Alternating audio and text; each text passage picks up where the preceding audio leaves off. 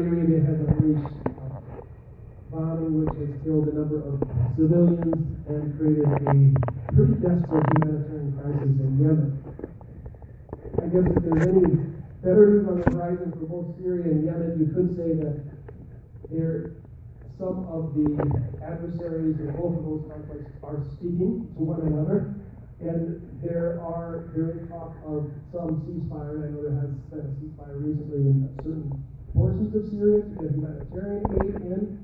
I will also say Iran is working quite hard to try to resolve the situation in Yemen, and probably as quickly as they can before Saudi Arabia makes more gains in this country. But Saudi Arabia is deeply unpopular with the portion of the Yemen population, about half of them, that is Shia, and then probably with another 10 to 15% of the population that is Sunni.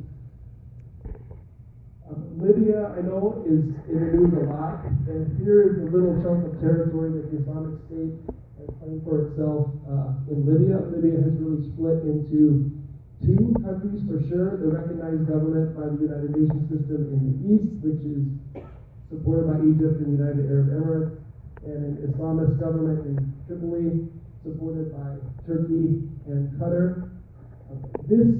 Egypt has been in the news recently for the Egyptian government, the military government, has been in the news recently for trying to ask the United States in particular to not engage in heavy military action against the Islamic State in Libya until the UN system can try to see if they can bring the different factions together. And I guess a little piece of good news, I'll try to give you some of that, would be that there could be talks that would start a process in Libya. But since the overthrow of Gaddafi, the country has definitely split into two, possibly three.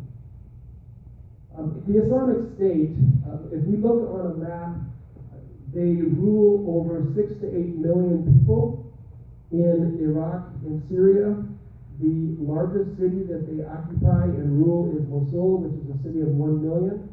Raqqa is their capital in Syria, that's 220,000 population. And most of this territory is desert. There's not a lot of trees. As you know in the news, you can see that they do produce oil, and a lot of that is sold on the black market, the 500-mile border that they have with Turkey. There's also wheat and barley that is part of their economy. The Islamic State, of course, does not recognize the United Nations or the United Nations system, and claims they don't want to be a nation state because they want a caliphate and they want to expand. But all governments tax and spend, all governments write, enforce, and interpret law, and all governments have some form of internal and external military. Those are really the three essentials of government.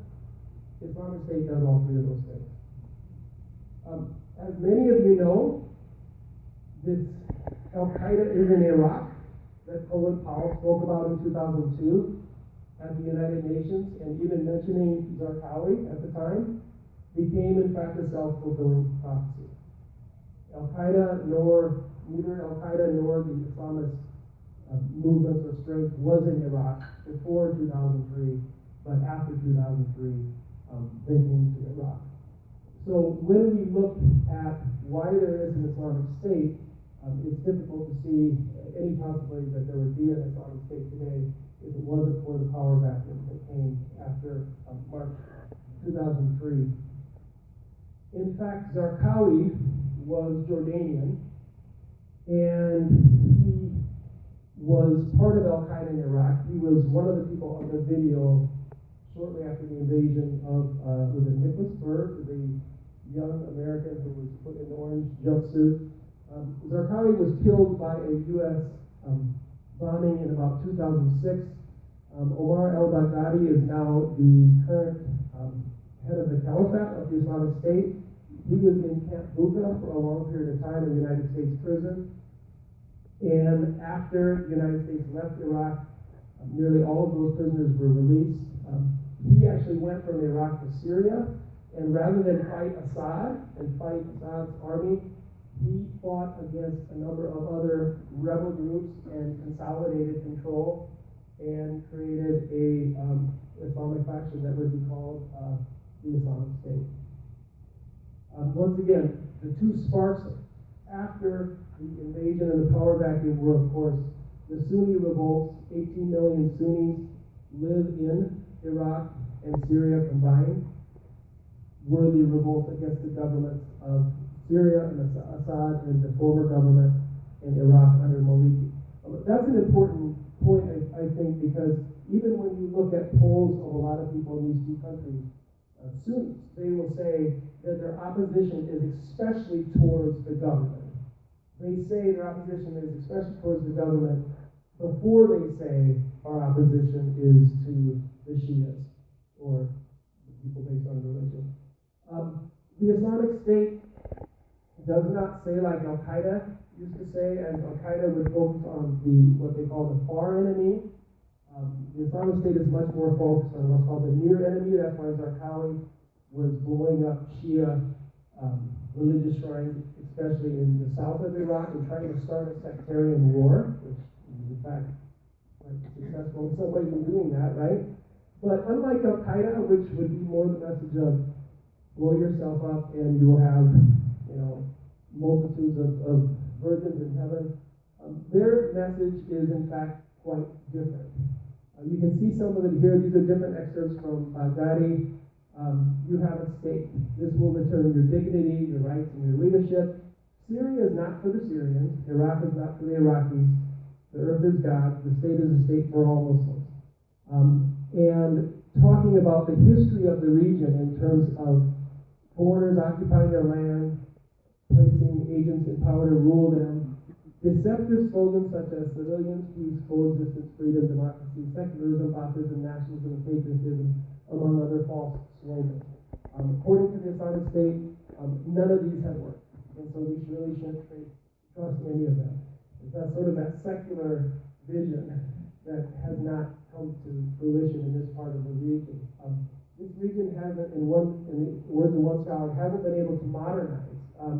It hasn't been able to be like Japan, to modernize but keep what is Japanese, or like China, to modernize but still keep what is Chinese. This region hasn't been able to yet move through that period of history. We make a special call to scholars, especially judges, as well as people with military, administrative, and service expertise, medical doctors, women need not apply, and engineers. One of the things the Islamic State is having a problem with is when you're setting up medical facilities and you have to also treat women. But women can't be doctors in the area that is ruled by the Islamic State. Would you rather worship as your leader, your God, or would you rather worship the leader of Iraq, or the leader of Iran, or the leader of Tunisia? So it's a pretty straightforward call. Religious lectures and road repair. Just a little bit about it. I know some of this you've probably read in terms of the economy. I know that the oil sector has struggled because of U.S. bombings of late. A lot of the supply lines, the oil tankers, etc., are now being bombed. But in terms of wheat and barley and other exports, the Islamic State has also been pragmatic in that they have kept former Assad bureaucrats and others in place to run different kind of systems and infrastructure, etc. But if you are not a Sunni Muslim and you don't follow their version of Islam, you need to convert, pay a fine, or you may be killed. Most Christians, for example, in Mosul fled, right afterwards, because when this proclamation was made, they knew the handwriting was on there. There's a lot of cracks in the armor. Not only has the Islamic State lost ground since the last time they gave a talk a couple of months ago in both Syria and Iraq. Actually, the President of the United States made a statement the other day that they are contained in Syria and Iraq, and the media went hysterical, and actually what he said is actually true. But even in the way that the Islamic State, some of the initial gains they made in terms of ruling are starting to crack. in part because a lot of the bureaucrats in the Islamic State are former Ba'athists who were high up, either military personnel or political personnel under Saddam Hussein. And they're starting to run the Islamic State similar to how they run Iraq, which means if you're well connected to the top religious leaders and stuff, you get gas for cooking, you get the best housing, etc. But if you're not, then you would be part of the masses who lack purchasing power, and you try to gain those connections with the people in power, but things have not been working out so well. And there's been a lot of defections even amongst the military. I know there's also a story that just came out that said that they're having to cut their salaries that they're paying. I think it's $400 a month, US dollars, which would be pretty good pay. That they're cutting the salaries for a lot of their people who are under arms in Mosul and Iraq. So once again, a key city that I'm sure some of you saw on the news that the Islamic State recently lost would be Ramadi. And of course, there's all kinds of rumors of an offensive by the Iraqi military in Mosul, which once again is a city of 1 million, and all kinds of rumors about if Assad and his military and with Hezbollah and the Iranian militias, etc., that are fighting in Syria, that over time there may be an attack on Raqqa. And Raqqa and Mosul are, of course, quite critical. Iraq, 19,000 killed and 3 million displaced since 2014. And many of those deaths were the fight for Ramadi. And the city itself was much of the city itself was destroyed. In terms of human rights abuses, Islamic State ethnic cleansing of minority groups, in particular northern Iraq, through systematic targeting of non-Arab and non-Sunni communities, forcing 830,000 people to flee, in particular small minority groups, which some of you know about, the Syrian Christians, for example, the Yazidis being abused, homosexuals from rooftops. Islamic State is also using child soldiers. I'm not sure if they are trying to compete with al-Nusra, who also use child soldiers, and are training a large group of young people in schools, real young people, to be fighters and to grow up and fight. But this is something that in terms of international humanitarian law and human rights law, lots of people are paying attention to. Also, under their rule, we talked about some of this subjugating civilians through terror, indoctrination, and the provision of services to those who obey. I won't get into too many details about some of the worst public human rights abuses because I think some of them we probably read about. At the same time, the French and Belgian nationals who, in fact, committed this November 13th attack in Paris, many of them had criminal records, a handful of them for possession of and smoking marijuana, which doesn't appear to be too Islamic, but no, it's actually not. I'm going to wrap this up by saying a few more things. Back to the United States, in terms of sort of where we fit into some of this. When it comes to foreign aid, especially to Israel, about $3 billion a year, Saudi Arabia, and Egypt. And the Suez Canal crisis in 1956 was a key point where the United States stepped into the region and became very, very active, or at least more active, and France and Britain stepped aside to some extent. Still, the United States has a $600 to $700 billion Pentagon budget is about 40% of all global military spending, and we're still leading in weapons exports. I highlight Saudi Arabia here because Saudi Arabia in the last few years has received tens of millions of dollars in weapons. And it's quite interesting because at the same time the United States is doing that in their foreign policy, they are also have made a shift in many respects away from Saudi Arabia to Iran. And of course, there are many who speculate that Saudi Arabia's irrational behavior in Yemen and other places is in part a reflection of the Saudi royal family feels like it's starting to lose ground and lose favor with the United States. Iran is starting to slowly be ushered into the international community.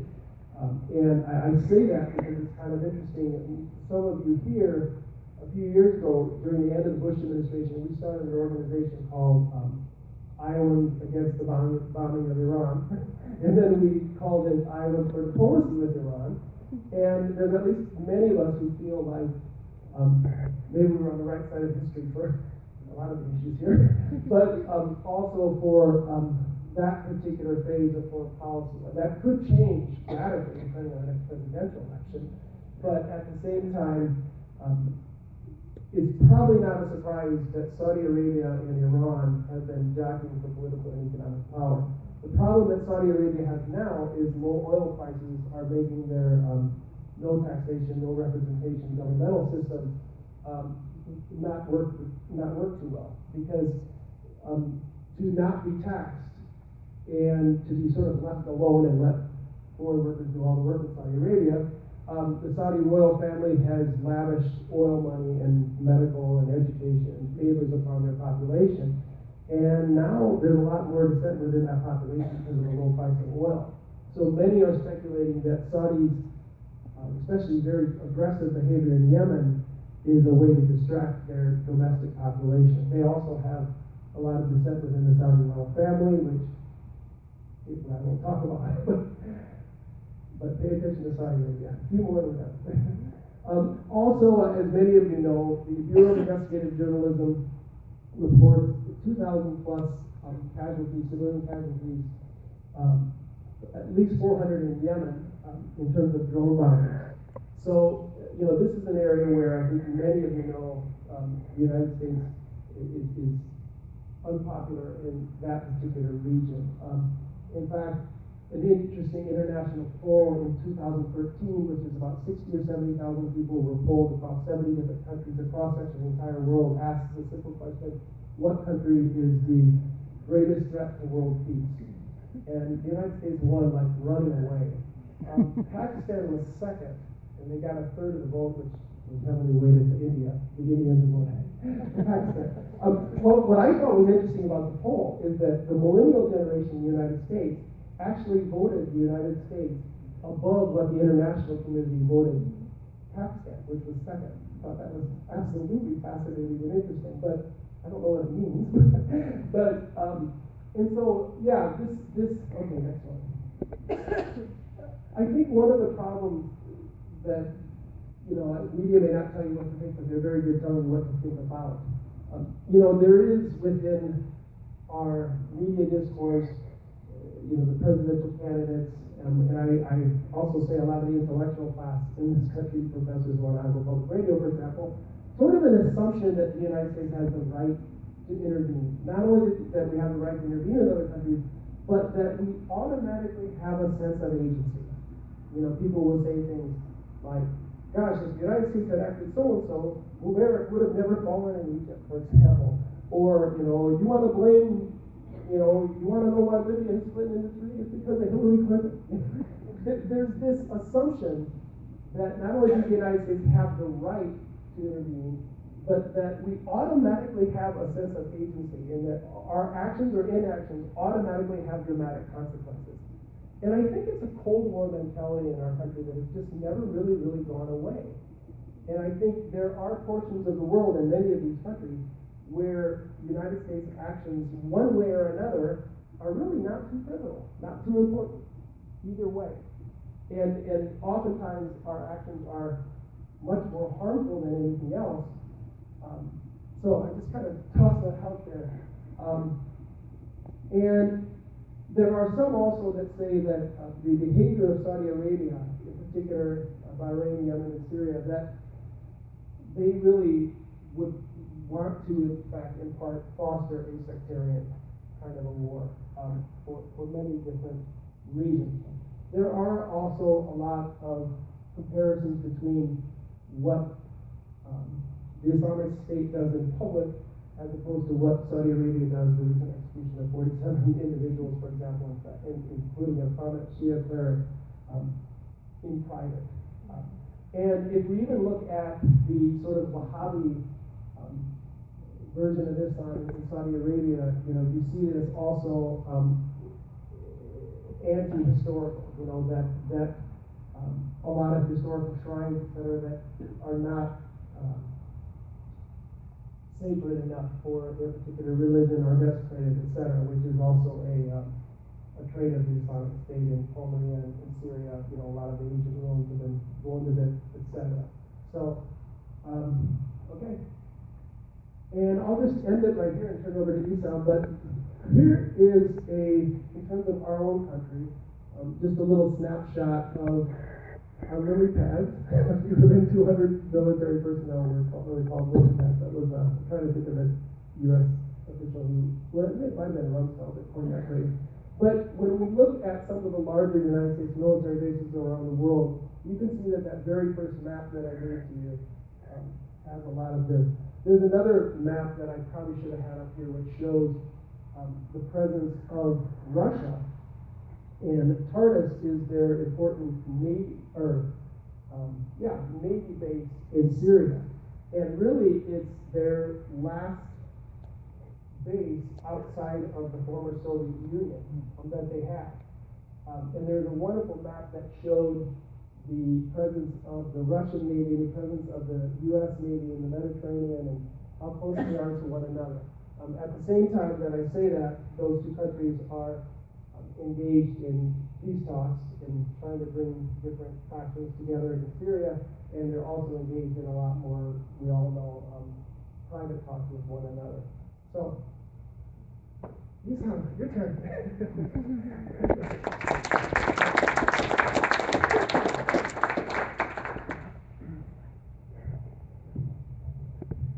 Hi, my name is Esau.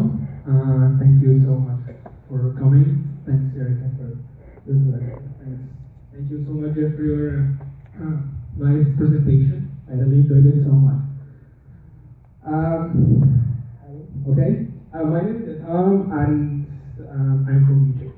I've been here in the United States for 3 years now. I spent most of them in Washington, D.C., and I came here to Des Moines for campaigns. So, welcome to Des Moines.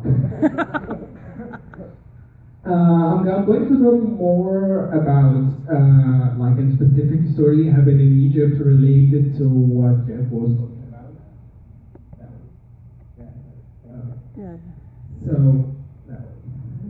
I'm sorry, I'm just doing with mics that much. So, that. So some people in Egypt, we usually call this story like it's a story of generation or a generation story. Some people say it's like a story of a dream. Some people are like disappointed now and say like we failed. So they call it like it's a story of a dream. But for my perspective, I always call this story as a story of strength. We were so strong. We were so strong in every single second or moment we've had through the whole our story. My personal story started when I was just graduated like 2 months ago when I had graduated my college. Before I graduated my college, I was very, very normal guy. I think some people consider me as a rich young guy who had very nice life. My dad was super powerful in Egypt, and he offered me everything he could. And I was so amazing, nice guy who just interested in vacations, traveled a lot, had very good, amazing times everywhere, and I didn't care for anything. I believed this is the perfect timing and the perfect life anyone could have. And I never thought in any kind of change because I really believe this is the perfect time, the perfect life. But after I graduated my college, I was taught of my classes, and they hired me in the University as a teaching assistant to teach political science and international relations and history. So I was so amazed. So after I started reading and I started teaching my students a lot about human rights, liberalism, democracy, and I started thinking so hard many different times, like, is that what we want? That's what we really have? 2 years after I asked this question, they fired me because they told me that I have dangerous ideas and my policy doesn't fit the state policies, so they can allow me to interact with the students. Which this happened because I used to help my students to protest in camps, and I, as a teaching assistant at this time, as an employee in the university, my car, no one can check my car, so I got me some flyers, sound system, and campus for people, for the students to use it in their protest. The security forces discovered this, and they fired me from the university. It was a big shock to my family, and it was the first clash between me and my dad. And because like he had very amazing job in the regime, and he didn't want to lose his job, which is the secret of his power. So towards the and like in this time, I really deeply believe it's like someone should stand up. It was like, let's say the British people in Egypt didn't want to interact to do anything against the regime because they wanted to keep their power, their money, their interests with the regime. And the poor people were so busy looking for their paychecks than anything else. No one would really have any time to say that's unfair, which was really unfair. But this time we believe that we have to do something, and there's a price should be paid by someone. And this time I was reading I call it my heroes, Gandhi in India, Martin Luther King Jr. here, Nelson Mandela in South Africa, and Abraham Lincoln, my first president. And some people, lots of people have inspired me so much. I said, I have to do something. And I believe that the price will be so hard and so hurtful for everyone, not only me, but also for my family. After this, I started working for human rights organizations, advocate for democracy, for human rights in Egypt. It wasn't easy at all. I get arrested many times. And when I say arrested in Egypt, it's not like that fancy arrest like here or here. No, it's very dangerous. You can have lots of problems when you are arrested in any place like Egypt. First of all, you're going to spend at least 2 weeks in unknown place. You can't see the sun. You can't see any kind of light. Everything's dark around you. They put you in very, very tight, small cell, which the floor full with very cold water that you can't sit down or sleep. The walls full with dirt, which is you can't stand on the wall or take any kind of rest.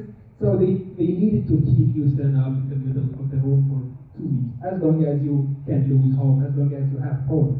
We were so strong in this time. We never gave them what they wanted. They wanted to break us. I remember once when I was interrogated in my first arrested. So the person I don't know anything about him, but I know his voice very well. So he told me why you do that. You look like a nice young man. Why you do that? So I said because our president is a dictator. He said no one will never can touch or talk or mention his name. He's the master of everything, of everyone. He owns everything on this land. So, and he told me, I will be there. You will never win. I will be there. I will be in your dreams. I will be in your mind. I will be in your heart forever. You will never go away with me. He was right. And every single time, every single step of my life, I think about this guy. And I sometimes I ask myself, really, this guy got me really? Is he incubating me now? Is he inside me? Because every single thing I do, every step, every speech, every presentation, I always think about this guy and about where is he now? What he's doing? Is he doing this to someone else, or did he stop this? After this, and the normal story. They didn't find anything, they just wanted to punish you for a while and they will let you go. Usually they throw me away on the highway, which this time, of course, they took everything I had. But we never stopped. I remember 2009, we were 7 young people. Our ages were between 20 and 25 years old. In front of the Egyptian Supreme Court downtown, protesting against the president. Every everyone in the street saw us used to say, "Oh my God, those young people, like those fancy people who like their parents paid them lots of money and they have nothing to do. They are get so bored of traveling, so they are here to hang out and spend some time." No one believed in us at all. And this was like a habit in our life, which every like 2 or 3 months. And how many times do we have to sleep outside our home?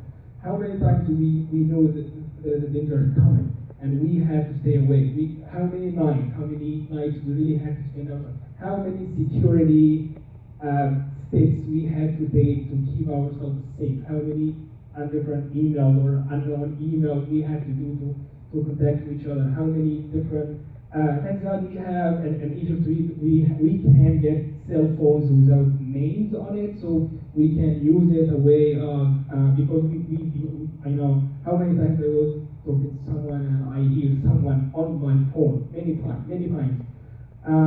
Once before, even I was talking to my girlfriend. I remember once before I was talking to my girlfriend and I heard some voice on the phone. So she told me, "Hey, are you with someone?" So I said, "Can you hold on a minute, please?" "Oh, please, Mr. Recorder, can you just be quiet? Then you can hear and I can talk." Of course, I told her I'm joking because if she knows she was recorded, she will be crazy. She will turn crazy. I'm joking. I'm just joking. I wasn't joking actually. After this week, and 2011 was the breaking in our life, and after a very long time working, three years working, many times there is torturing, very tough time, sleeping in the street, staying out for many nights. It was a breaking news for us. We didn't arrange for that breaking news in the street. We just arranged for a small protest, usual, normal. We were hoping to have 1,000, 2,000, 3,000 people in the street in this day. But we had more than 30 million people in the street, most in every single city, every single street in Egypt. We were amazed by everything we've seen. We've seen our friends. I remember January 28, 2011, we were crossing the main bridge downtown Egypt, Tahrir Square, and the revolution, and we were facing armed forces.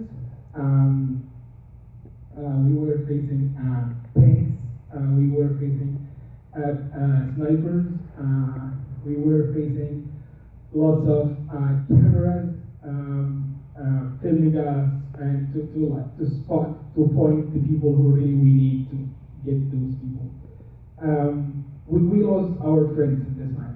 In this day, it was almost 4 or 5 p.m. when we were crossing and they started shooting us with tear gas. And we had this strange power. We really didn't know where we had this power.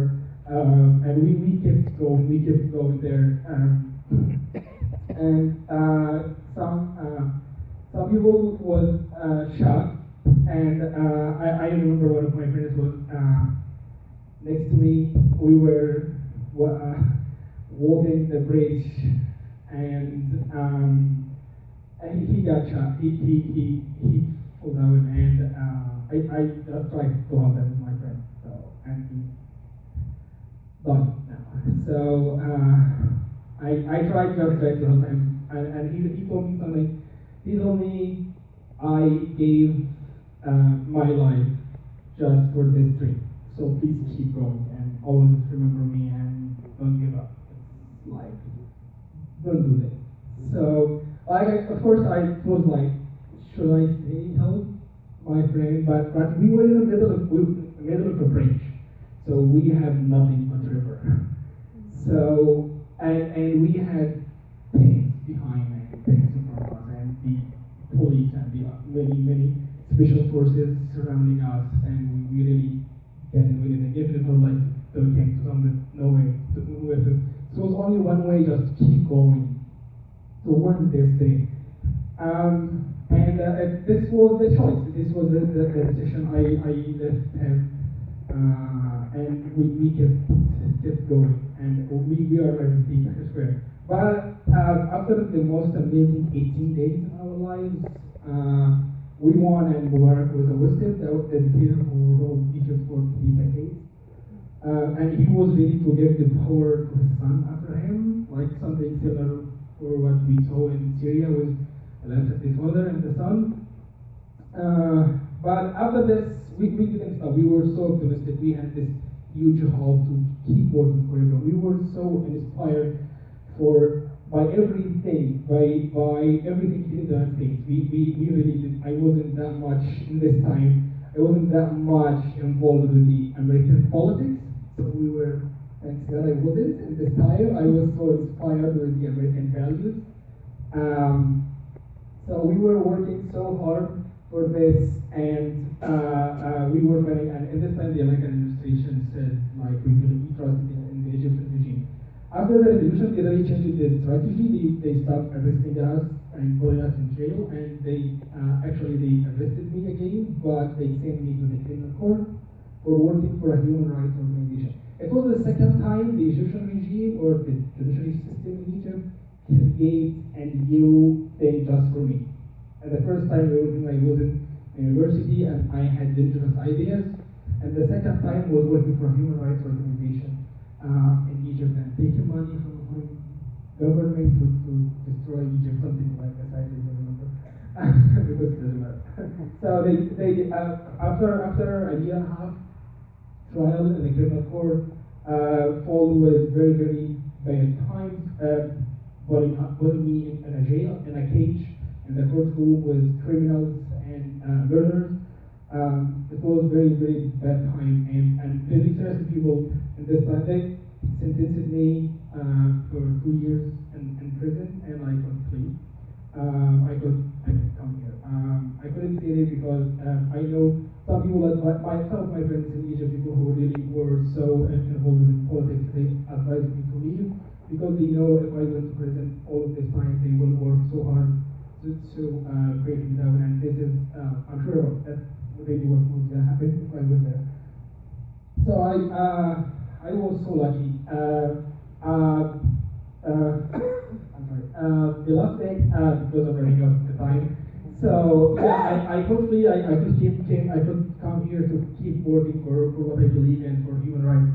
But now I work for human rights and democracy in the Middle East, not also in Egypt, in the whole entire Middle East. I worked for I keep working for International Republican Institute. I worked for a Syrian think tank, working with the civilian opposition. And I keep working for that. I keep advocating for human rights in the Middle East. The last thing I would like to say before I go, this guy here, he's one of my friends. His name is Mazen. He's 18 years old. He's been in prison in a military trial for 18 months.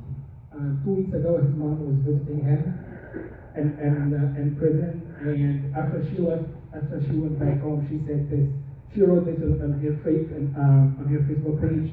She said, today I was visiting Mazen, and he was in a very, very bad situation, and he came close to me and whispered, "My mom, we're approaching here so bad."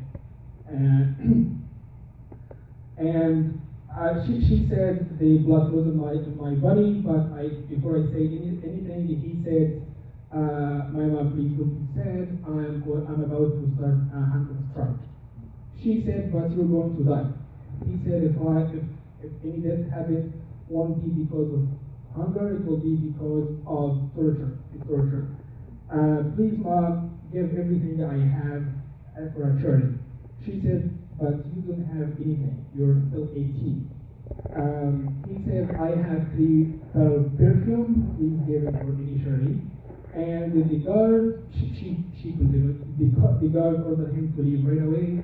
After he left 2 steps, he turned around and he said, "And watch my mom. Please give it away too." This is how my friend in prison now think. How they believe. They believe their life is over and they have to whether die or leave the country. So I after all of this, after what I've done in my life, I'm so grateful and proud of everything that I've done. I will never regret anything I've done in my life, But I consider myself as a lucky person who can see the sun every day, can meet people, amazing people every day. People look at me as a hero or a great something from Egypt. Thank you all for all of this, but please remember there are people there, they still need your help.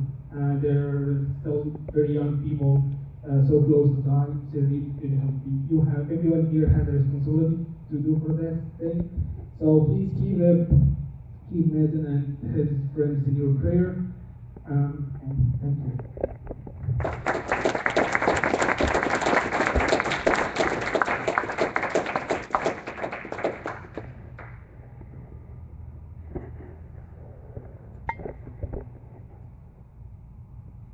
Thank you very much for your brave work and your story and sharing that with us this evening, and to Jeffrey as well for the context and the background here.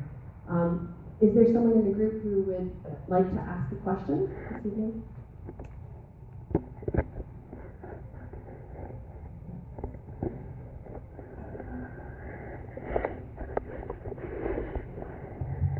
Yes, yeah, you ended with, please keep the people still in prison in our thoughts and prayers, and please realize we still have to help them. Do you have some thoughts about what we can do to be useful, how we can play a role in helping them?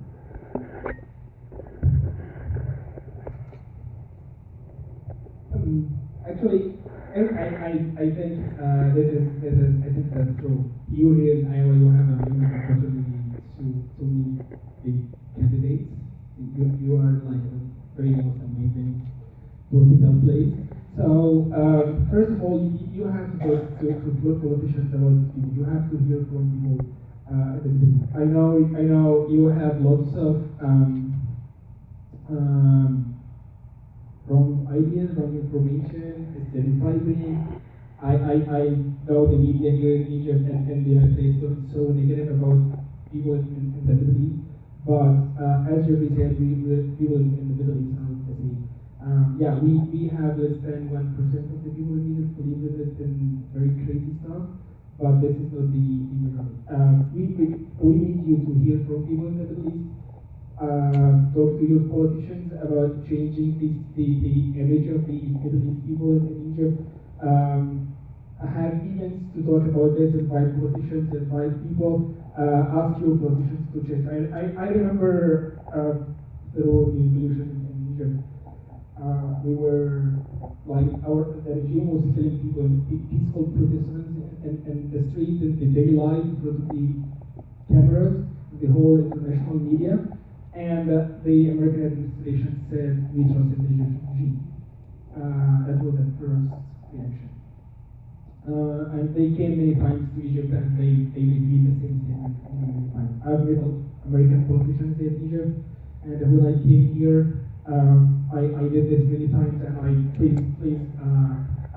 keep this in your thoughts. Ask questions about the Middle East. Ask people. Try to ask the politicians in the United States to change their thoughts about the people in the Middle East. Listen to people, talk about the Middle East with your politicians, try to do advocacy campaigns about the Middle East problems, how to really stand for people in the Middle East. One thing of the like example of what I'm talking about, the last election or action that the government administration took last 2-3 days ago, as I remember. So I mean, we need the Americans to stand for the human rights in the Middle East. That's what we need. We need to talk.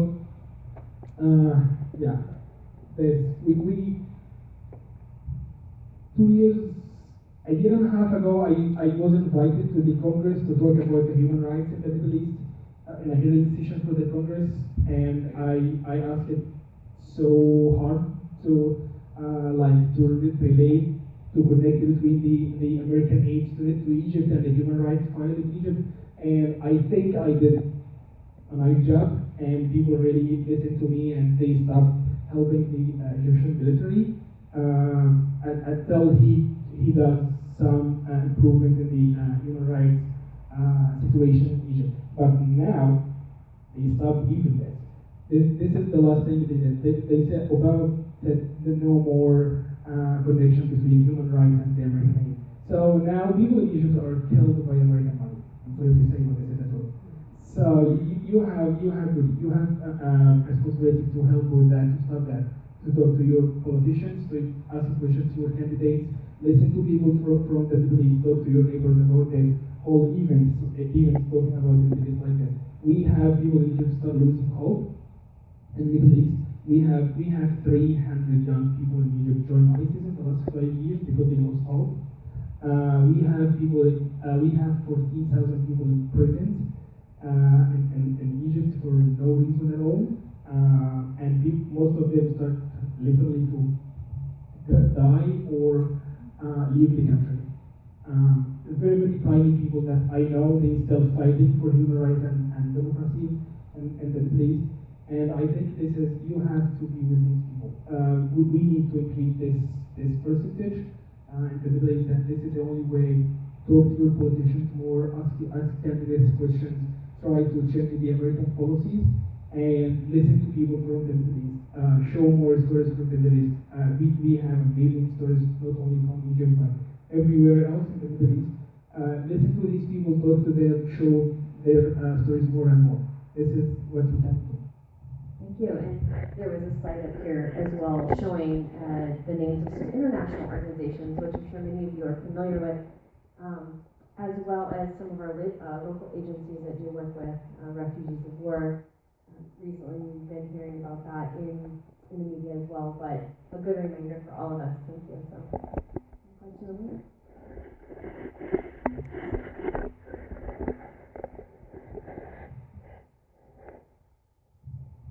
You sound very hopeful, and that raises to me a basic question. I recall having been a freedom writer for Amnesty International, that over the past 30 years, Egypt has almost continuously been a target of Amnesty International because of very continuous human rights violations. Not since the present government, the Mubarak's government, Nasser's government, going way back to King Farouk for 3 days. The major campaign I recall was Egypt had the strangest statute where one could go to jail for life for having the status of being a homosexual. You didn't have to be homosexual, just the status. And Egypt didn't stand alone. So given the last 50 years of independence in the Middle East and a continuous series of oppressive governments, how is it you sound so hopeful?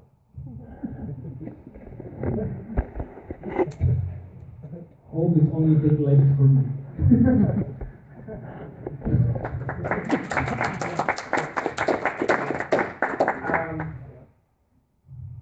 I don't want to see it so dramatic, but literally I've lost everything. My job, my family, my 2 months. I remember the last time I was in Egypt. 2 days before I leave to Egypt, when I decided to leave, I went to my family and I told my family that I have 2 options, whether go to prison or leave the country. So my mom, as any Middle Eastern mother, she said the most difficult thing can anyone say. She said, you have to leave. I told her, but if I did, I don't know when I will be able to come back. I might never come back. Of course, she cried and she said, you have to leave. I know that, and you have to leave. 3 days after I left, my dad got a heart attack. 2 months he died, and I wasn't there. They called me by the phone and they said, hey, your dad died. I wasn't there. They blocked my money, my bank account, even the money that I take from that, I couldn't reach it. I don't have anything. Literally, I lost everything. My mom, my family, my job, my money, my friends, my country. I don't know anything. I have nothing but hope. I'm still fighting for everything. I'm still writing. I'm still talking to people. I'm still talking to here and making presentations. I'm still go to Congress and talk to politicians there. I still fight for what I believe in. And I will never stop because hope is the only thing that has it for me. I have no option. I don't have a choice. You might be surprised when I tell you I'm seriously still thinking one day I will go back to Egypt and I will run for president. So, yeah. It seems silly, but as I told you, the only hope. And as you said, we since maybe told this exact moment. If you like, I see talking about homosexuality is like very fancy stuff. Like we don't have the right of speaking to each other. Like people now go to prison for a post on Facebook. A guy that met him, he's 18 years old. He was wearing a T-shirt with a sign with "No for the torture." A T-shirt. He went to a military trial for 18 months now for a T-shirt. And you're talking to me about homosexuality? Hey, we're not in the United States, we said Egypt. I mean, we don't have still the basics right. So talking about this advanced level of rights is still too early. But we're going there. 2 years ago, people like 25% of youth in Egypt were talking about this stuff, and we've reached a very good level of this. Now people lost lots of hope. I didn't lose my hope yet because, as I said, I still consider myself lucky. I'm not killed yet. A friend of mine, her name is Shayman. She was 31 years old. She had a rose. She was going to the Tahrir Square in the Revolution Anniversary to lay some roses. Where our friend is murdered, and she was killed. So I'm lucky. I'm still alive. I can see the sun every day. Mazen spends 3 weeks with no light at all for 3 weeks. The only time he can see the sun when he leaves his cell to go to the courtroom. So I consider myself lucky, and as I said, I would say the hope is the only thing that's for me.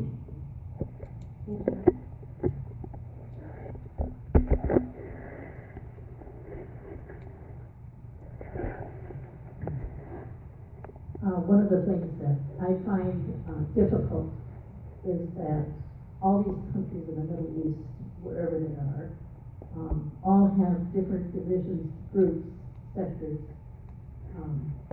And in the context of that, here we are, Americans, a rich country, intervening and trying to identify which group to support, which group not to support.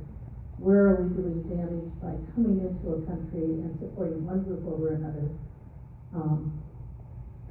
And that dilemma, I think, I have heard refugees say, what are you doing? Stay out of our stuff. So you get all these different sides of who to support, what to support, and what are we doing in some of these places. In the light of that, I guess, it seems like the only thing that we have any positive role to play might be in the humanitarian help that we give. But the bombs and the drones and all of this stuff that keeps going on day after day after day makes me question, what are we doing and who are we supporting? And how do we discern that? So we get your story, and we get another story, and we get another story, and we get another story. Government decides that, or we decide that by not acting, but it's very hard to discern the place to act and the place not to act. How about not supporting dictators who kill their people? Some would say we do that too. No. As like the previous slides showed, our current president in Egypt has been in power for 2 years now, and he killed almost 4,000 people, 4,000 civilians in protests in the street. for 2 years. And Full-time. journalists too. And including all of them are civilians, journalists, everyone, Egyptians and foreigners, by the way. 40,000 persons in prison with no trial or unfair trial, with no trial at all. So, and now the American administration is going to give them $2 billion every year, and with no conditions. How about stop supporting the dictators who kill people in the Middle East? This is number one. Number two, you cannot support. I know the Middle East is so complicated, and actually it's not as much complicated as we believe. It's so simple. It's just like here. Everyone there has his own vision, his own ideas. But we should stand for what we believe in, for the American values, for the values, for the human rights, women's rights. That's the freedom. That's what we paid our lives for. That's what we wanted you to support. We don't want you to support a team or a person or a group. We need to support ideas, the peace, the freedom. That's what we support. And stuff like, as I said, right after the revolution and through my last trial in Egypt, I met with many American politicians, and some of them were so powerful politicians, and some of them are looking now for more power. Politically, I mean.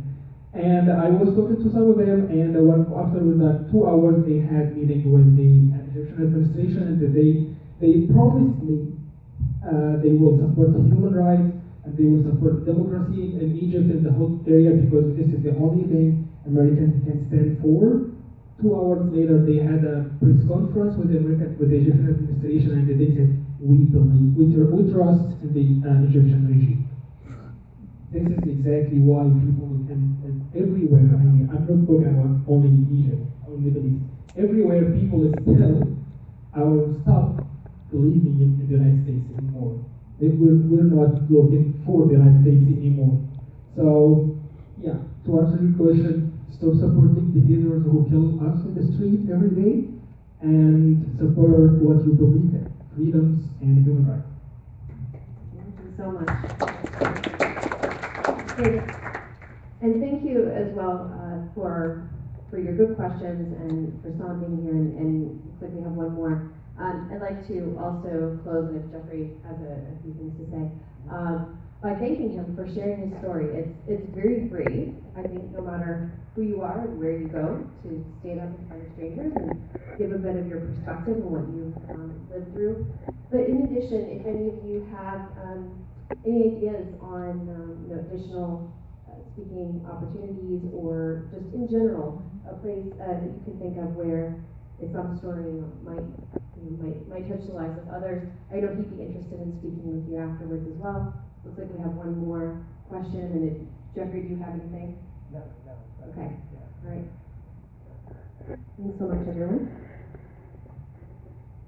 I'm sorry, but it seems much too simplistic to stop supporting dictatorships. That means we stop sending aid to people who are needing food.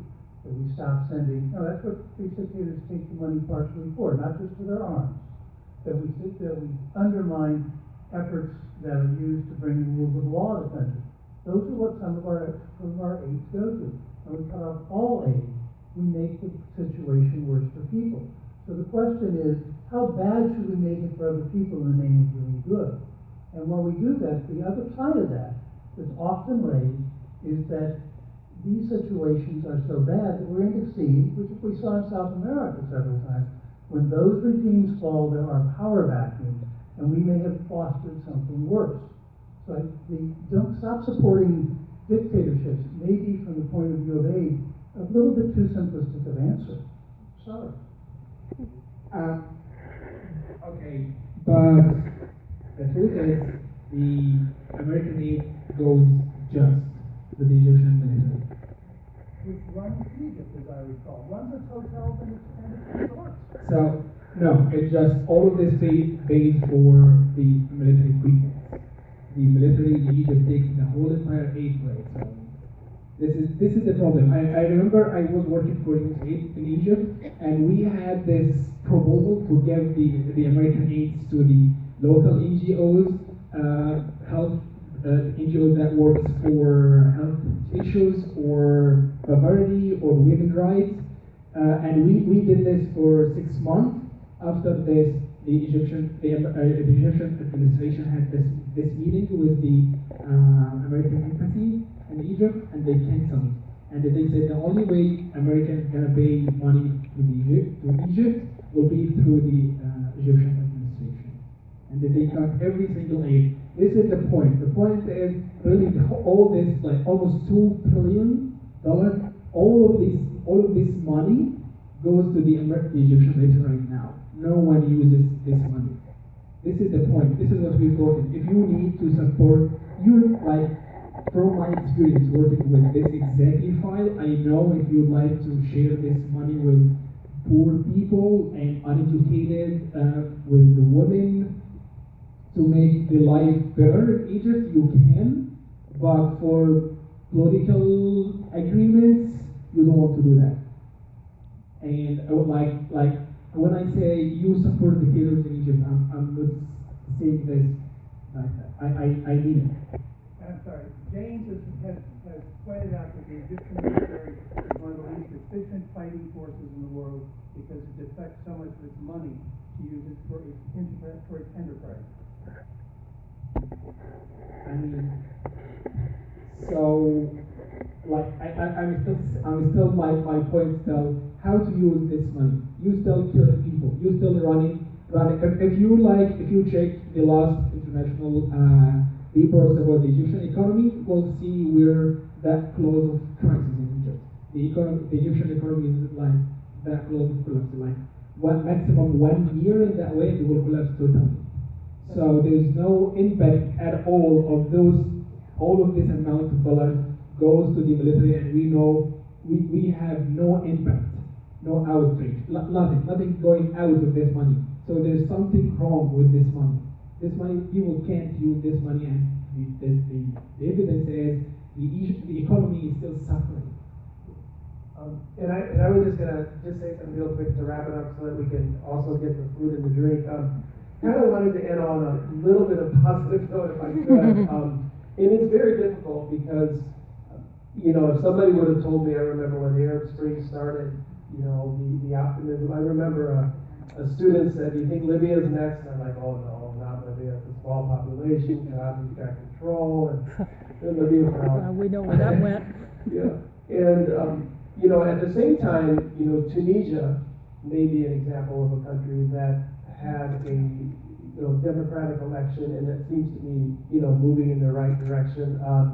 United Arab Emirates is better than most countries in the region, and also just some perspective. As quickly as things went chaotic, especially Iraq, Syria, Yemen, etc. We've seen similar things with the military governments and the death squads in Central America and also in South America. And now, of the 19 out of the 20 governments in South America are, what do they actually say, by the ballot rather than the bullet, right? So, these things can also turn, right? It's a little bit of optimism. And I always tell the story, especially when things get real dark, and it is dark to think about Egypt now having a military government, but when we used to work in the anti-apartheid movement when I was in college, and we were in the Memorial Union at Iowa State, and we had this long room, and people would crash our meetings, and there was always a guy, Judson, character from Jamaica, and he would always say, "You guys are wasting your time, South Africa's never going to be free, Mandela's going to die in prison, it's going to be a civil war." And then Mandela went from prison to president, and South Africa has a government and a system that was elected by the people that I got to go visit a few years back. So I just want to end on that note, but it is very somber if we're talking about, I right away put Syria and Iraq in particular are half of the political violence. taking place in the world right now. So even though political violence has declined from what it was 10 years ago, 20 years ago, 30 years ago, 40 years ago, and we are in a more peaceful world, it just so happens that what we were talking about tonight is. So, on that note, food and drink, and thank you everybody for coming. And Des Moines Intentionally Eucharistic Community is just amazing on so many levels. And it's very intimidating to speak before people who you know. It's ridiculous. You sound was nervous. I mean, Thank you.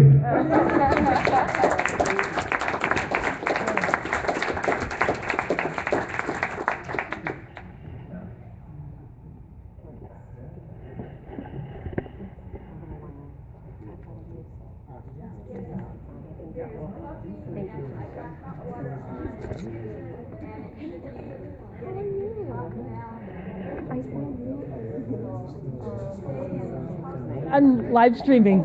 Thank you. So I got in a little late because I missed the bus by that much. Yeah, they just turned them on. Just turned them on. I mean,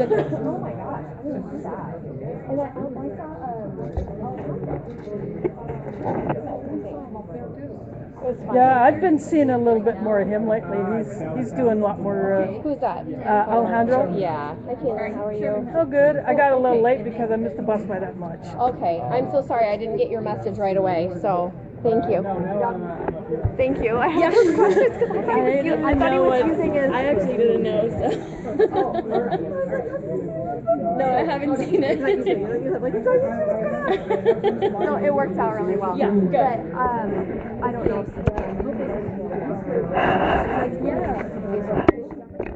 Because you never know who's going to be like walking by. Definitely. So thank you. Yeah. Well, I think I had heard the same thing at my house, and I think they talked about you. Yeah. So anyway, okay. Well, first of all, it started out with Zach Singh. Okay, you know him, and then he kept putting more people over there. But because I was gone for 2 months, my dog had to take care of being in for my grandchildren, so I said, use the house. And so then it was Alia Phillips, you know her. Yeah, she and Jonathan Mason. Yeah, they're a couple. And so, yeah, and Sam. Yeah, you know Sam from Canada. Yes. And so anyway, and I think I've talked to you on the phone a number of times. That's cool. Yeah. Okay. Yeah. So that's My father in person. okay. So now I got a face to it. Thank you. How long have you been in Des Moines? Hi, I've been in Des Moines for like 7 months now, since July. Oh wow. Since July. So Yeah, I've been here. you came shortly after Zach did. Yes. Yeah. I like 2 or 3 days after Zach. Uh-huh. He arrived like 2 days before Why me. did you come to the campaign? Yeah, just a friend of mine, he left over the weekend to come with the campaign. Yeah. So it's like related to my area of interest, so I just like new adventure here in the Koppland. Can you ask which campaign? Bernie. Bernie, yeah. Good for I used to work you. for Bernie. Good for you. Thank you. Does the aid from Oxfam, for instance, get through to the people? No, actually, no, because it's like the whole foreign money, the whole aid comes from outside of Egypt. It's controlled, totally controlled, 100% controlled by the. So there are no NGOs in Egypt. What about, like, you worked for USAID? Yeah, yeah. You obviously were getting money from foreign governments, and you were working on projects. Yes, that's it. We didn't work with like social programs at all. We didn't have any trouble. This is number one. Number two, even our money was controlled by the Egyptian government, and because we were American organizations, so we took our money directly from DC. You know what I mean? It's like it was like very complicated idea, like just to avoid some stupid laws in there. But we couldn't. But otherwise, and it is what was one of my problems in Egypt, which is I'm taking money from the foreign government without the government control everything. So now they 100% control everything, and every government, every organization, human rights organization here, they take money out of this system. They shut down now and they left Egypt. And it's very much that's what's going on. So to have money out of the system, it's now kind of impossible. This is why I'm just asking for the president for aid for that. Like we need to change kind of laws. I know. As I remember, you have a law here. You can't give any money to people under the Islamic code anywhere. They changed this here in the United States and they give money to the I don't know why. Of course, I know why. Maybe we'll change a lot. So there's no aid coming from outside at all that goes directly to No, you have everything. charities. No. Everything has to go through the Egyptian And government. do Doctors Without Borders work there? I've never met them there. I mean, they used to work. I think, as I remember, they used to work sometimes with some refugees in Egypt, Syrian refugees and these kind of stuff, but they don't work with the Egyptians. And now Egypt is safe for this kind of thing. So really people avoid going there. Is it unsafe? What's happened to their tourism then? I mean, that's all I'm saying. For what? The tourism industry. Tourism industry now is like collapsing at all. We don't have any tourism anymore. And this is one of the most and the biggest problems we have, because tourism in Egypt was the biggest #1 source of foreign currencies for Egypt, and now we don't have any. Like we're running out of the foreign currencies in Egypt. We're suffering a lot. Everyone now try to travel out of Egypt will face big huge problem because he couldn't get any dollar to travel with, because we don't have any dollars in Egypt. No more Nile cruises and things like No, that. I mean everything still exists there, but empty. So if you're courage enough, you can go now there in Egypt. You will take a great deals with cruises and these amazing places in Egypt. But people are still a little bit scared to go there. I mean, 2 weeks ago was this Italian guy. He was studying his PhD in Oxford in UK, and he was in Egypt for some researches, and he got arrested, tortured, and tortured to death. And then, of course, there was that Russian plane crash that, you know, that. No, but I mean, even I'm talking about. Get you something to drink or eat. Yeah, I'll go over there. Okay. In a minute, but. Would you like something? We will go. Why don't we walk this way then?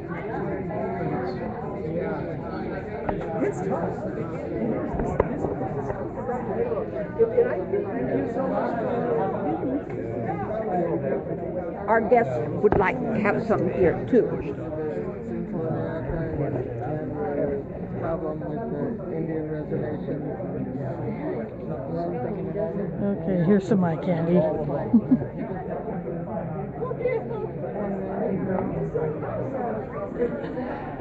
There's some tea or coffee there if you like. Or would you like a plate? And then would you like to take one of these? Here, let me take this. Yeah, there's. There, okay? Yep.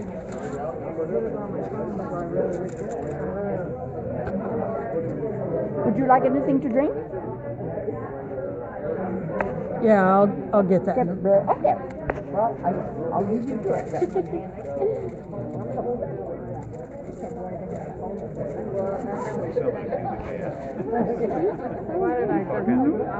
Pretty nice teeth they are, aren't they?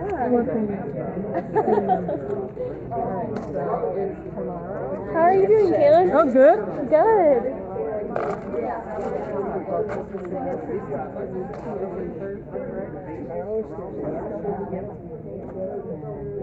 Picture from one, and I thought if I had known She was gonna be here.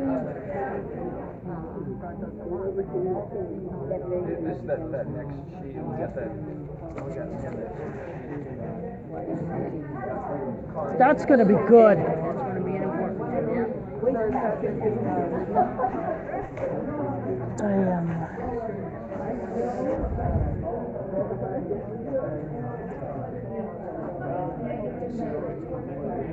That's a tough choice you got there. there's so many teams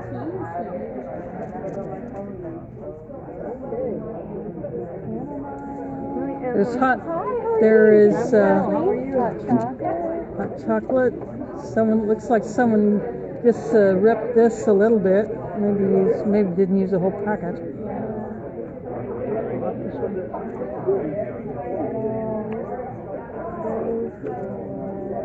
There's this orange one. Oh, no, that's empty. I think that's just an empty wrapper.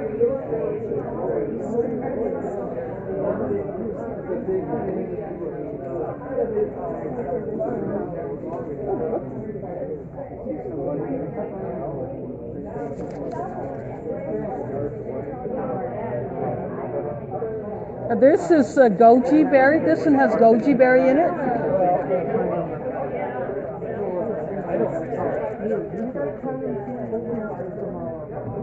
There's so many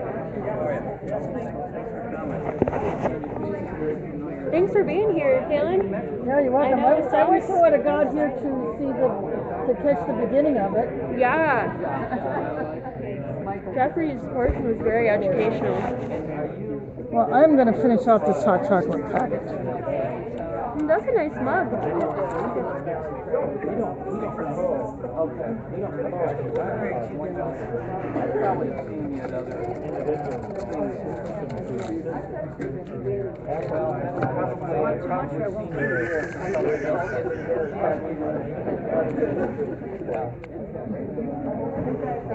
All this crazy food.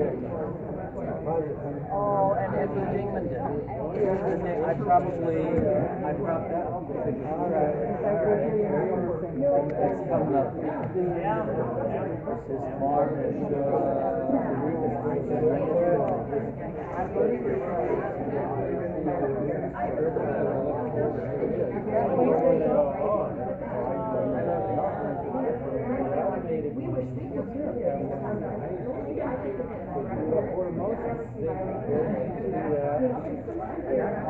They set it up.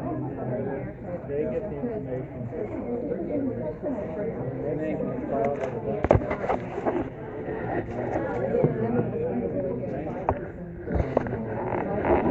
Well, good. Well, I got myself some goodies. I'm going to find my place.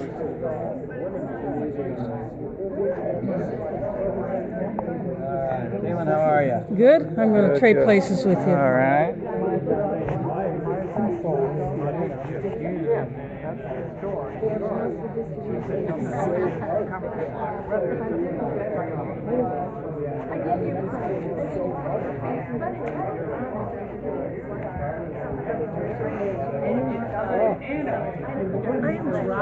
And I met you the day they had the forum at the Muslim temple. Is it called?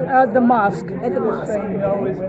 And you showed us, you showed me around, you took me upstairs, and I'm pretty sure that you're the person that I talked with. Yep. Yep.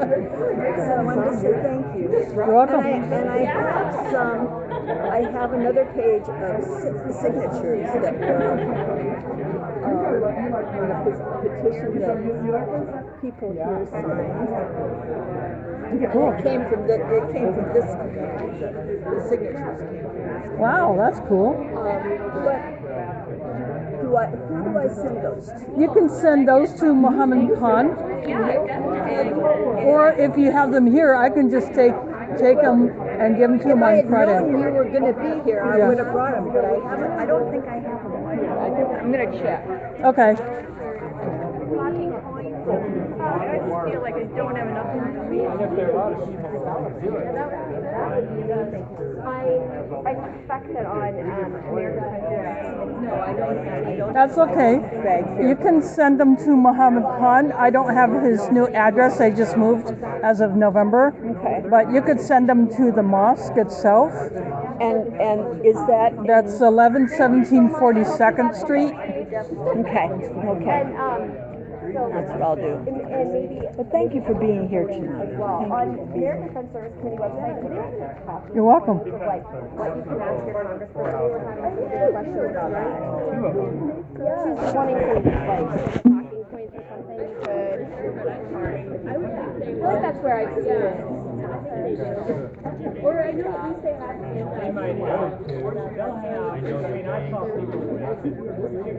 I mean, Amnesty International might too. I mean, I know they typically have the what can you do when they say, well,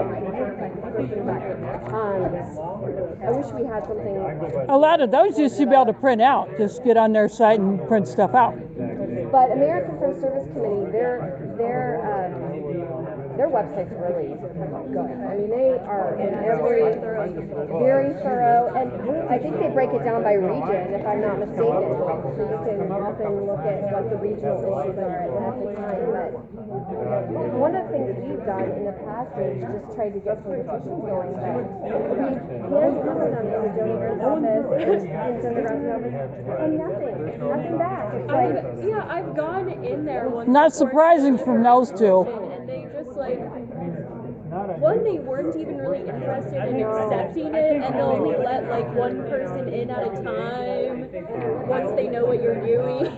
it's really bizarre. Yeah. So to even go that route is, you know what I mean, and try to, we thought of it and we were like, well, let's see what the interest is. But When I contacted Joni Ernst about the Iranian deal, her staff emailed me back like later that day and said like, thanks for contacting me, like. Your typical stuff. But they were responsive. But at least they didn't. did. They like acknowledged that I had concerns and that I wanted to address them. well, and it might work to go specifically to the committee that deals with that, with international funding or whatever you might call it. Sometimes because Find the chair of the International Relations Committee of both sides, both House and Senate.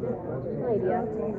That might be the way to go. Yeah, and what I was struck by too, some was in one of your slides you were talking about how the humanitarian aid used to be wrapped into the other aid. So that's, I understood that distinction had been made. So at least maybe saying Could we target it as humanitarian aid and not? that might be a way to do that. Or start a new BDS campaign. Yeah. I made the Rice Krispie treats, so you guys should totally try them. It's my first time ever. Oh my I gosh, followed a there's so many recipe, good and I never knew. Thank you for your talk. It was very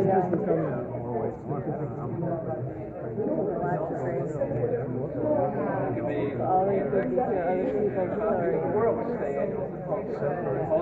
Yeah, I have a contact who lives in Cairo, and she's a transplanted American, and she says just life in the city is just, life in general is so bad because, you only get power for a certain amount of time a day, or you only get running water for a certain amount of time a day.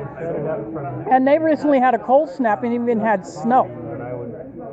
And a Muslim scholar I follow from there, Dr. Muhammad Salah, he even made a video of just about how bad the weather is, and he was wearing a winter coat. In the video, he was sitting inside wearing a winter coat because he just couldn't keep warm. He didn't have the heat at the time that he made that video.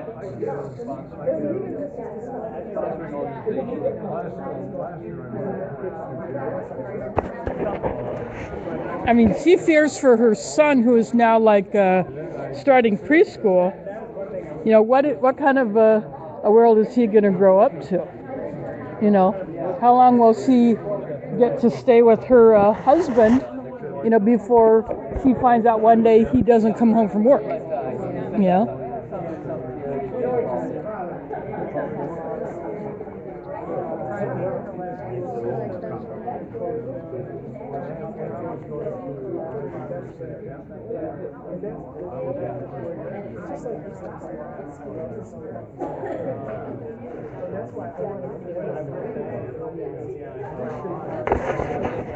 There's a stack of books over here. I'm just gonna show the title.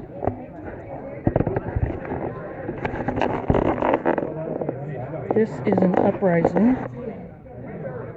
Mark Engler and Paul Engler, so I'm assuming they are brothers. They are let's see, how individualist, how nonviolent revolt is shaping the 21st century. That's just that book. I just saw it over here. I thought I'd give you a look at that.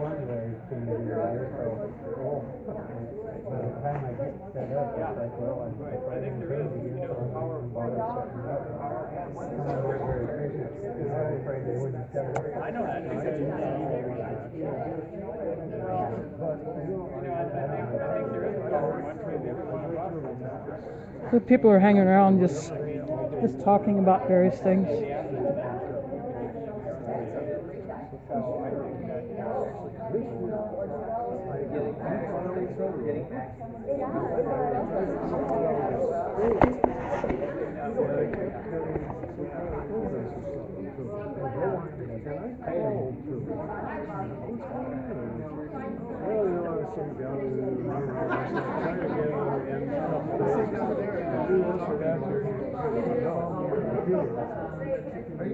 Well, I tried it, it never worked for me. I just printed off copies.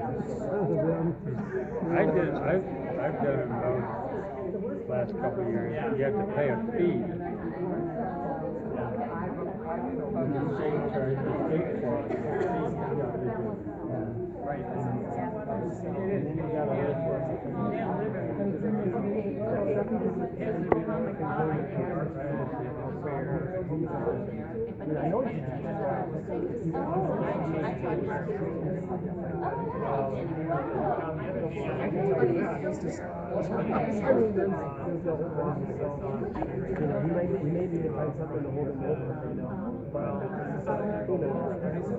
Too bad I missed the beginning of your stuff. I missed the bus by about the width of a finger. No, you're fine.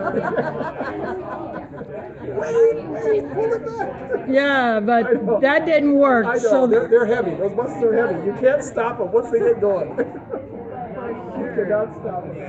Well, thank you. But what was the beginning of your, what did you say at the very It was very just beginning? a little bit of the history, just a tiny bit, just like a snapshot of the 100 years of history kind of a thing. Oh, okay. Yeah. Is there a website where all of those slides and other things can be found, or did someone just put those together? No, but I could email them to you. If you want to write down your email address, I can email you. I can email you the PowerPoint. I don't have the software on my computer. Okay. Otherwise I could. But where did all that stuff get taken from? Like just all over the place, over a long period of time. You know what I mean? Yep. Yeah. Over a long period of time. Yeah. Just Googling and finding a lot of different things about different places. Yeah. So, I wish this would have been. Someone should have made a Facebook event for this, because I think there would have been even a bigger turnout. Yeah. Well, and you can ask Debbie, but I know she did the publicity, but because I get the Catholic Peace Ministry emails. Yeah. So that's the only reason why I knew about it. Oh, good. But yeah, you're right. Well, we had a lot of competing events too. There was a speaker tonight at Drake. He was speaking on almost the same topic. It was like U.S. foreign policy, blah blah blah. And then there was a climate change event. So there's 3 other events. Yeah, and then of course tomorrow I'm going over to the friend's house.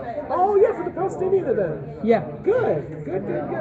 Yeah. I have to work tomorrow night at 8 o'clock. Well, I'll stream it. So.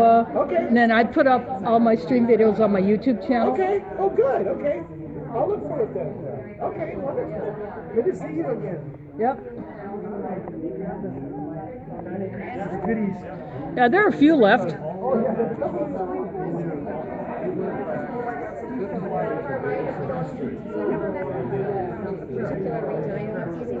So thank you for opening it up here and all that good stuff.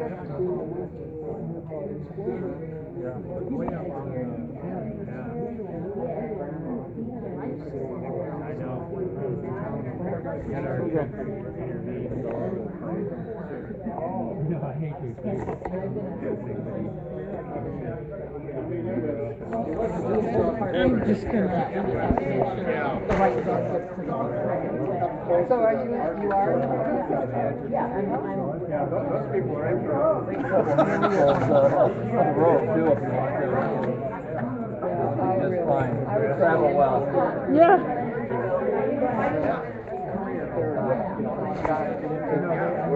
Everybody's looking at babbling about the Constitution.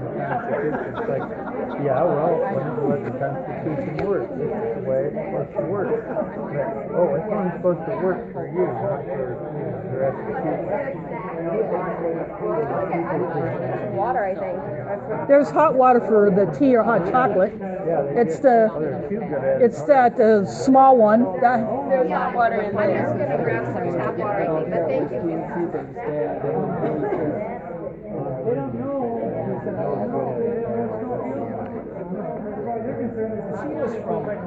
Marshalltown. Sorry, that's what I was thinking. That's my hometown.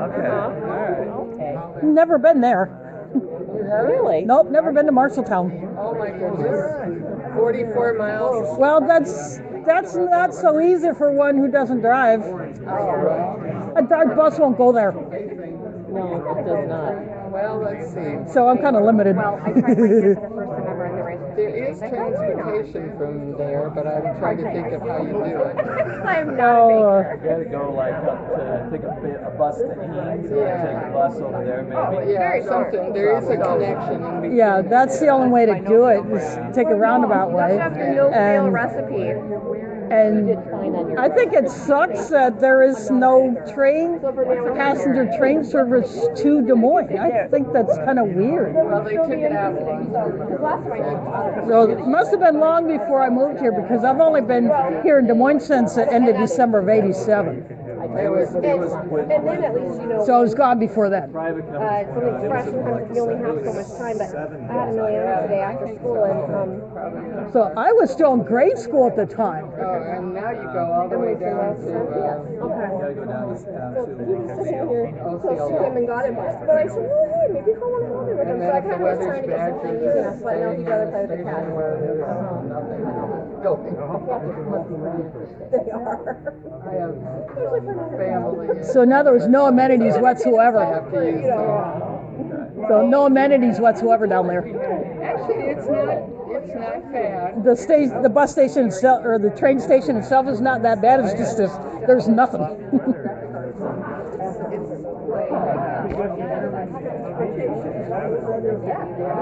I'm Googling yours. That's very pretty.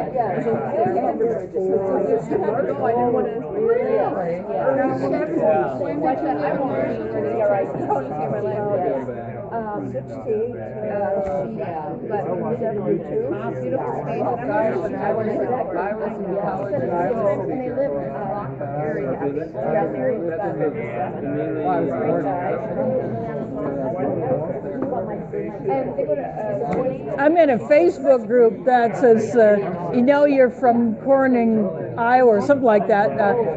I was born in Omaha, Nebraska, but my dad was born in Carbon, which is outside of Corning. And I have an aunt who used to live in Corning. Now she recently moved to Arizona, about a year and a half ago.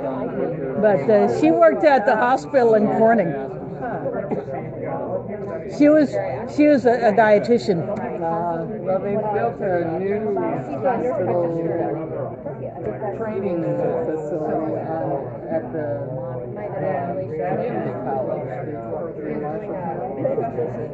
And you can really go through your whole course. And they built a brand new facility out there. So they're using the old facility where I had my tonsils out a few years ago. But I forget what they're doing, putting into it. It's like a similar program, and I think it's for older people primarily who are, The geriatric patients? yeah, who aren't really incapacitated, but they So need assisted living. for a while. Assisted living or home care? It's neither of those. My mom had a spell. All she did is she just got retired and she's running around. I used to work as a home health aide, so I would go to the clients in their home and provide their care, and I did it by bus until I lost that job in August of '09. Which kind of sucked. Well, they went Well, I've watched mine changing up several where they were times. going to do the things at the hospital and so forth. Yeah, now with the Medicare privatization, that's really screwing things up. Let's have another story about Yeah. In fact, there's going to be a protest at the Capitol about that on. Yeah, there's going to be a protest at the Capitol on the 24th at 2 o'clock about that. Can I tell you something else about her? Brain dead. He and I went to college at the same time, and he used to stand up on But you know, in the middle of the street on Wednesday and he rant and rave about his basis with Vietnam. I think we're so small. On a pedestal at the corner of the big Iowa, the old castle and so on. So now we have him forever. I called him brain dead when he was governor back in the 80s. He's still brain dead. I try not to say that, but Well,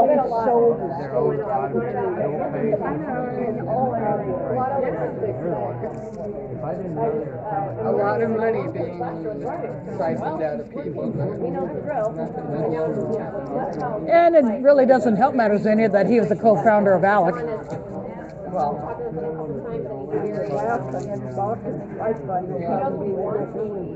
I'm so upset about it. Oh, It's ridiculous. you and countless others. They need to worry about the aquifers before they start messing with that stuff. Yeah, no environmental impact study. Well, it's going to be very disastrous if there isn't something there. Yep. It's not a matter of if a pipeline will leak, it's a matter of when, where, and how bad. Well, but And the way they're doing it is whacked. you're looking at ruining the entire water table.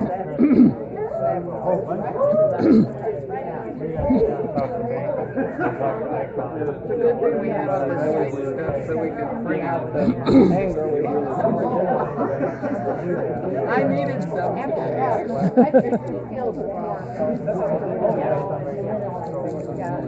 I attended the first 4 days of the IUB deliberation. I can't believe that those three are going to make this decision. They're not, they need to be replaced. Which three are you talking about? The Iowa Utilities Board. The problem is they're self-appointed by Highness the King. Yep. My neighbors who live down the street are the women is I guess the name does they cater for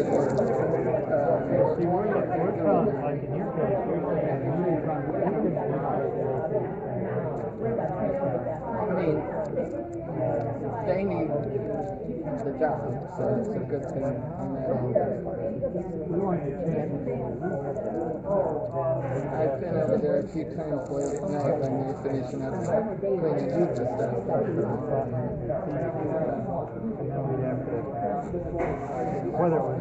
Whether it was in terms of automation,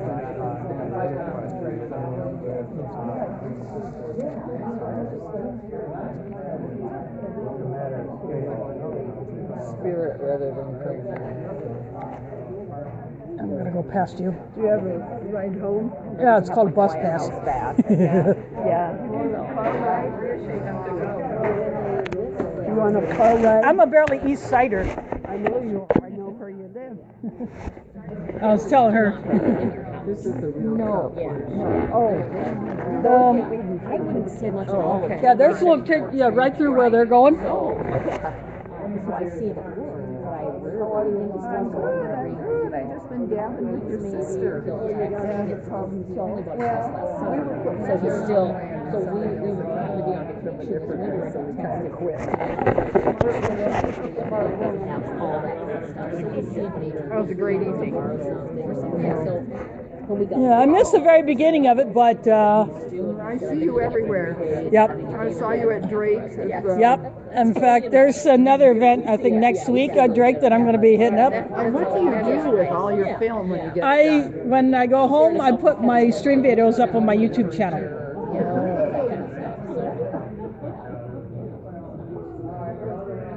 So I will go to the friend's house tomorrow night. Oh, good to see you. I was listening to food while Yeah, the friend's house on 42nd. Yeah, I'm going there tomorrow night. Erica said she'd never make Rice Krispie treats before. I decided Hello. I better. She did the regular ones. She said, I can't do Scotch Brews. But she did the Rice Krispie treats. So. Yeah, so how have you been? we're going to move. Oh my goodness. You're going to move. I'm going to go. We're going to go in I'm making another cup deposit. structure the things that Looks like things are wrapping up here. People, some have left.